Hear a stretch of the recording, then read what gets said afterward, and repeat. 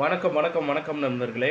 நாம் தமிழர் கட்சிக்கு யாருமே போட்டி இல்லை, எங்களுக்கு நாங்கள் தான் போட்டி என்று அக்கட்சியின் ஒருங்கிணைப்பாளர் சீமான் கூறியிருக்கிறார். தருமபுரியில் நடைபெற்ற நாம் தமிழர் கட்சி பொதுக்கூட்டத்தில் சீமான் கலந்து கொண்ட நிலையில் அப்போது பேசிய அவர், நீட் தேர்வை கொண்டு வந்தது காங்கிரஸ் தான், அதனை அப்போது திமுக ஆதரித்தது. சாராயம் குடித்து இறந்தால் அதிக அளவில் இழப்பீடு, நாட்டை பாதிக்கும் இராணுவ வீரன் இறந்தால் சொற்ப இழப்பீடு, மொத்தத்தில் தமிழகத்தில் இருப்பது மோசமான ஆட்சி முறை என்று சீமான் குற்றம் சாட்டியிருக்கிறார். இது போன்ற நிறைய கருத்துக்களை பார்த்திங்கன்னா சீமான் அவர்கள் பார்த்திங்கன்னா தமிழக அரசின் மேல் திணிச்சுக்கிட்டு இருக்கிறாரு. பட் இருந்தாலுமே பார்த்திங்கன்னா தமிழக அரசு பார்த்திங்கன்னா அதை பார்த்திங்கன்னா எதிர்கொள்கிறார்களா அல்லது சரி செய்கிறார்களா என்பது நீங்கள் தான் சொல்லணும். இந்த தகவல் உங்களுக்கு பிடிச்சிருந்தா நம்ம வீடியோவை லைக் பண்ணுங்கள், ஷேர் பண்ணுங்கள், மறக்காமல் நம்ம சேனலை சப்ஸ்கிரைப் பண்ணி பெல் ஐக்கானை கிளிக் பண்ணி வச்சுக்கோங்க.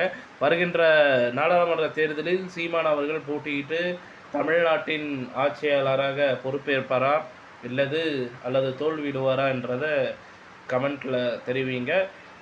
நன்றி, வணக்கம்.